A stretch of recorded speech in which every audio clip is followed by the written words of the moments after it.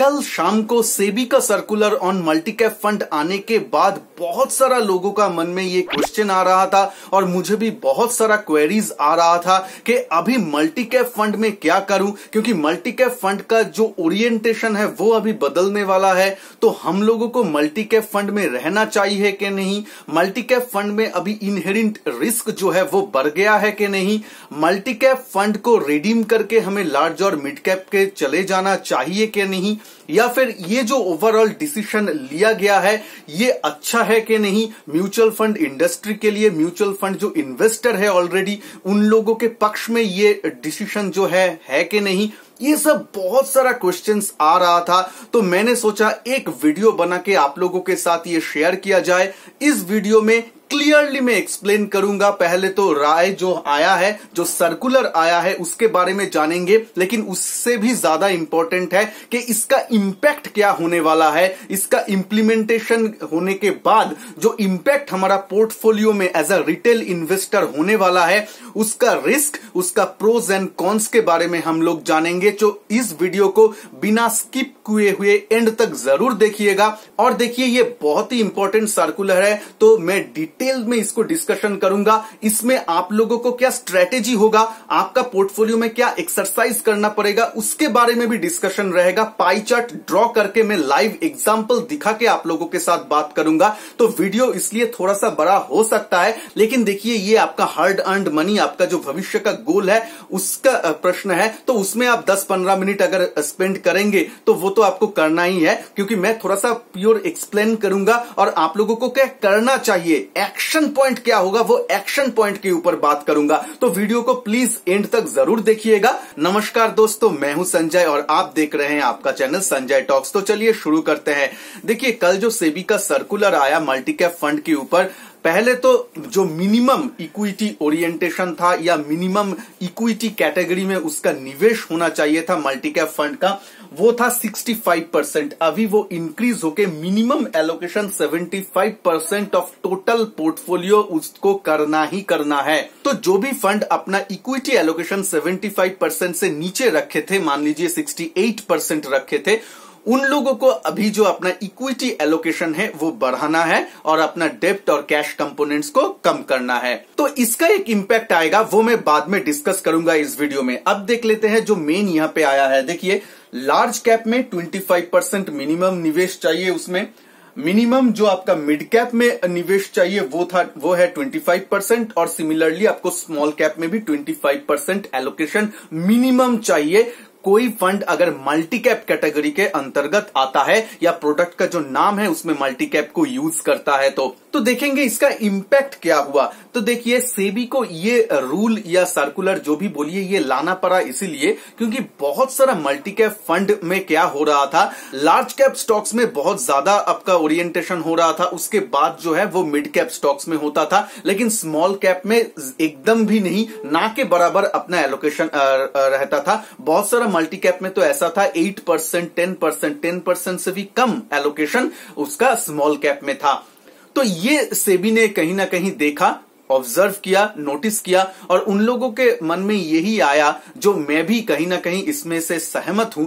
क्योंकि देखिए आप अगर मल्टी कैप फंड को लेते हैं, आपका जो मन में आशा रहता है ताकि आपको क्रॉस द कैप आप लोगों को एक बेनिफिट मिले।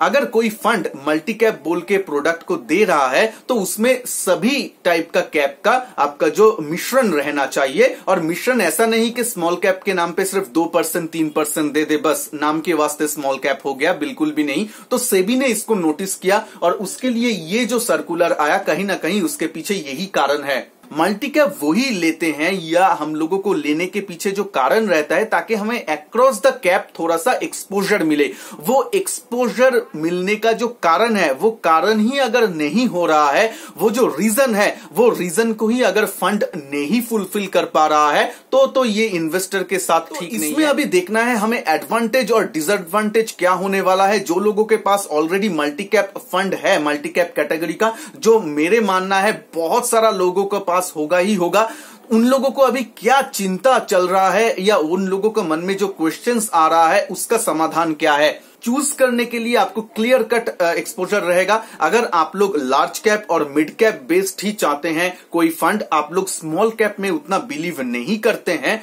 तो आप लोगों को अभी मल्टी कैप में नहीं रहना चाहिए। हाँ, फिर से सुन लीजिए, अगर आप लार्ज कैप और मिड कैप में ज्यादा प्रेफर करते हैं कि आपका जो पोर्टफोलियो है वो large cap and mid cap based हो, आप लोग स्मॉल कैप को प्रेफर नहीं करते हैं, तो आप लार्ज एंड मिड कैप जो कैटेगरी है उस कैटेगरी में कोई फंड ले लीजिए, ठीक रहेगा। लेकिन मल्टी कैप में अगर आप स्मॉल कैप भी चाहते हैं थोड़ा सा रहे, जिसका परसेंटेज भी अभी सेबी ने डिफाइन कर दिया है मिनिमम, ये अगर आप चाहते हैं तो ही आप जाइए वो मल्टी कैप फंड के साथ। अभी ऑलरेडी अगर आप लोगों के पास मल्टी कैप फंड है तो आप लोगों को क्या करना चाहिए, इसके लिए मैं एक डिटेल अभी बोलूंगा, आप लोग ध्यान से सुनिएगा जो मैं बोल रहा हूं।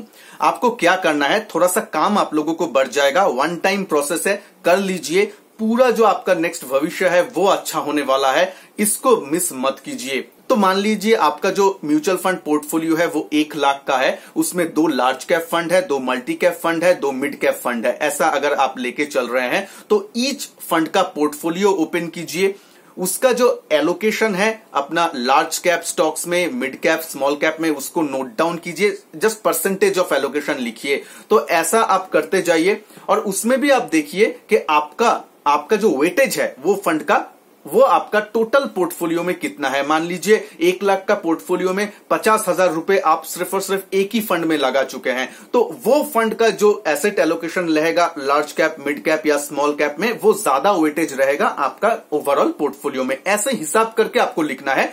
थोड़ा सा वीकेंड में टाइम स्पेंड कीजिए, ये करना है, आपका पैसा है, आप लोगों को देखना ही है, ये हमारा हार्ड अर्न्ड मनी है, तो इसको इग्नोर मत कीजिए। तो ऐसे करके एलोकेशन क्या है पेपर में अच्छा तरीके लिख के ओवरऑल आपका पोर्टफोलियो यानी 1 लाख रुपए का जो आपका टोटल पोर्टफोलियो है उसमें कितना लार्ज कैप, कितना मिड कैप, कितना स्मॉल कैप, इसका एलोकेशन आप निकाल दीजिए।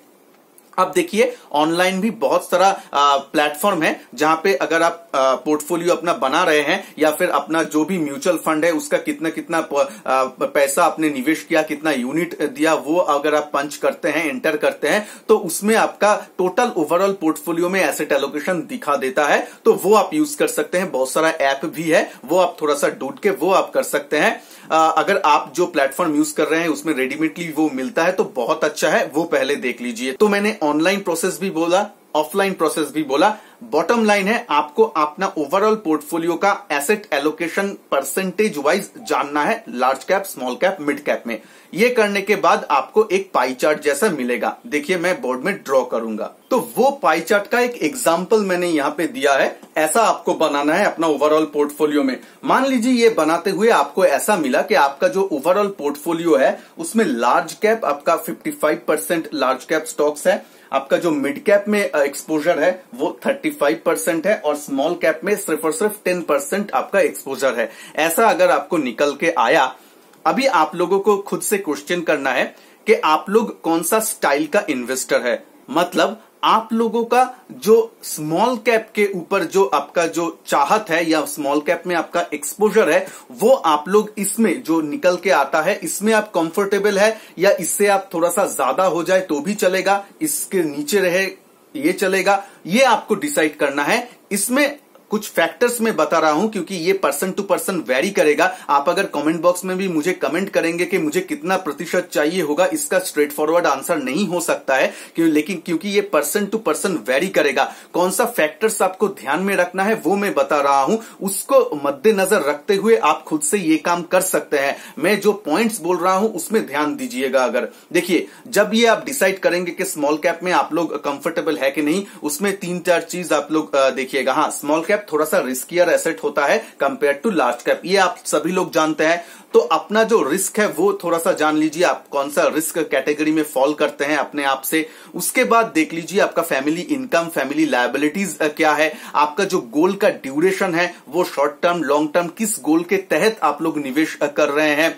तो ये सब जो फैक्टर्स है इसको ध्यान में रखते हुए आप देखिए। अगर मान लीजिए आपका 10% अभी स्मॉल कैप में एक्सपोजर है तो इसको ये अगर बढ़ जाएगा तो आर यू कंफर्टेबल और नॉट, आपका रिस्क प्रोफाइलिंग, आपका इनकम, आपका गोल ड्यूरेशन के वाइज वो आप कंफर्टेबल होंगे कि नहीं वो जान लीजिए। क्यों, और आपके पास जो मल्टी कैप फंड है इसके साथ और एक एक्सरसाइज करना है, वो मैं बता रहा हूं। देखिए ये एक्सरसाइज नंबर 1 है और ये है एक्सरसाइज नंबर 2। यहाँ पे आपको क्या करना है, ये बहुत इजीली मिल जाएगा, ये ऑनलाइन ही आपको मिल जाएगा, इसलिए मैं पहले इसमें बात नहीं किया। इसमें जो आप पर्टिकुलर मल्टी कैप फंड लेके रखे हैं वो लोग कितना एलोकेशन किया है अपना पोर्टफोलियो में, वो आप जानना चाहिए। ये तो आप ऑनलाइन जैसे ही उसका पोर्टफोलियो ओपन करेंगे उसमें पोर्टफोलियो एलोकेशन आ जाता है। आप money control, value research, online कुछ भी वेबसाइट विजिट कीजिए, कहीं भी कोई भी ऐप आप यूज कर रहे हैं उसमें देखिए, वो आपको रेडीमेड मिल जाएगा। इसमें आपको देखना है मल्टी कैप फंड का ये जो स्मॉल कैप के ऊपर एक्सपोजर है वो 25% से कम है, ज्यादा है, क्या है आपको देखना है। मिड कैप में भी उन लोगों का एक्सपोजर ओवरऑल कितना है। अगर आप देखते हैं स्मॉल कैप में 25% से वो नीचे है तो आपको तो ये कंफर्मेशन हो ही जाएगा कि ये लोगों को अभी एक्सपोजर जो है वो बढ़ाना होगा। एक बात और मैं बोल रहा हूं कि सेबी के सर्कुलर अनुसार ये जो बढ़ाने का प्रक्रिया है ये तो सिर्फ एक दिन में नहीं हो जाएगा, ये धीरे धीरे म्यूचुअल फंड हाउस को करना पड़ेगा। इसमें उन लोगों को टाइम भी दिया गया है, जनवरी 2021 तक उन लोगों के पास लगभग टाइम है, तो तब तक उसके अंदर ये जो एलोकेशन है या रीबैलेंसिंग आप बोल सकते हैं ये उन लोगों को करना है जहां पे एप्लीकेबल होगा। तो यहां पे आप देख सकते हैं अपना जो मल्टी कैप फंड है उसमें क्या एक्सपोजर है। अगर आप देखते हैं नहीं स्मॉल कैप में वहां पे एक्सपोजर ओनली 10% है, तो आप लोग श्योर हो जाएंगे कि ये जो फंड है ये अपना एलोकेशन स्मॉल कैप के ऊपर बढ़ाने वाला है। तब आपको थोड़ा सा अलर्ट होना है, तब आपको यहां पे जैसे ही स्मॉल कैप का जो एलोकेशन बढ़ेगा तो उसका इंपैक्ट आपको यहां पे पड़ेगा। यहां पे भी आपका जो ओवरऑल पोर्टफोलियो में जो स्मॉल कैप का एक्सपोजर है वो बढ़ जाएगा। तो उस हिसाब से आपको देखना है कि मान लीजिए एक इन्वेस्टर ये जो आपको निकल के आएगा ये परसेंटेज इसमें ही कंफर्टेबल नहीं है, यही उन लोगों के लिए ज्यादा लग रहा है कि स्मॉल कैप में ज्यादा एक्सपोजर है, 10% उतना मुझे नहीं चाहिए, उससे कम चाहिए। और उसके बाद उसका अगर मल्टी कैप फंड जो लेके बैठा है उसमें भी अगर एलोकेशन कम है तो फिर उन लोगों को तो मल्टी कैप से निकलना ही है, क्योंकि मल्टी कैप में अगर बढ़ेगा तो यहाँ पे जो 10% एलोकेशन है ये थोड़ा सा बढ़ जाएगा, 12%, 15% ऐसा ओवरऑल आ सकता है। तो ये एक्सरसाइज आप लोगों को करना है, ये करके देखना है कि आप लोगों का ओवरऑल जो स्मॉल कैप में एक्सपोजर आ रहा है उसमें आप लोग कंफर्टेबल है कि नहीं। अगर आप लोग कंफर्टेबल है then no need to worry about that. ये बहुत अच्छा मूव है, क्योंकि अक्रॉस द सेक्टर जो मल्टी कैप का जो मेन फ्लेवर है, अक्रॉस द सेक्टर आप लोगों को एक्सपोजर देना, वो ये सेबी का सर्कुलर इंश्योर कर रहा है। तो ये एक तरीके से हम लोगों के लिए अच्छा है, इन्वेस्टर लोगों के लिए अच्छा है। ये एक्सरसाइज करने से एक चीज तो हो जाएगा, आपको ओवरऑल पोर्टफोलियो के ऊपर भी एक धारणा मिल जाएगा, ये आप कर लीजिएगा। उसके साथ साथ क्या कीजिएगा, मल्टी कैप में देखिए अभी क्या होगा, मल्टी कैप में आप लोग सोचेंगे मैं रिडीम कर दूं, मुझे निकलना है, ऐसा मतलब फटाक से डिसीजन मत लीजिए, पहले एक्सरसाइज कर लीजिए, देख लीजिए सच में आप लोग कंफर्टेबल हो रहे हैं कि नहीं, उसके बाद देखिए मान लीजिए कोई फंड 20% स्मॉल कैप में लेके बैठा है, अगर वो सिर्फ और सिर्फ 5% उसमें इंक्रीज करेगा, उसमें ज्यादा इफेक्ट नहीं आने वाला है, वो भी आपको देखना है। और फंड मैनेजर, फंड हाउस ये लोग भी एफिशिएंट है कि कैसे इसको हैंडल करना है, एक दिन में तो ये नहीं होगा, ओवर द टाइम होगा। तो ये सब चीज जो फैक्टर्स है वो आप लोगों को ध्यान देना है। मैं आपको बोल दिया हूं कौन सा पैरामीटर आपको देखना है, कैसे एकदम प्योर, एकदम करेक्ट एनालिसिस साइंटिफिक वे से आप लोग कर सकते हैं। और एक इंपॉर्टेंट चीज ये है कि अगर आगे से आप लोग जो लोग भी नए इन्वेस्टर है या फिर अगर आप एक पोर्टफोलियो में नया फंड को इंक्लूड करना चाह रहे हैं, उस टाइम अभी थोड़ा सा आप लोग सतर्क होके इसको डिसीजन लीजिए, क्योंकि अभी जो मल्टी कैप कैटेगरी है और large and mid cap category है ये टोटली डिस्टिंक्ट हो गया है। ये एक्चुअली इन्वेस्टर लोगों के लिए बहुत अच्छा मूव है कि आप लोगों को पता रहेगा कि लार्ज कैप, मिड कैप क्या है और आपका मल्टी कैप क्या है। क्योंकि पहले क्या होता था, देखिए कोई लोगों के पास large and mid cap oriented funds भी है, मल्टी कैप फंड्स भी है, तो बहुत सारा ओवरलैपिंग ऑफ द स्टॉक्स हो रहा था, बहुत सारा ओवरलैप बन रहा था, जो आपका जो रिटर्न है ओवरऑल उसमें इंपैक्ट हो रहा था। तो यहां पे अभी सेबी का ये सर्कुलर इंप्लीमेंट जब हो जाएगा तब थोड़ा सा डिस्टिंक्ट पोर्टफोलियो मिलेगा, डिस्टिंक्ट अक्रॉस द कैप हमें थोड़ा सा एक्सपोजर मिलेगा।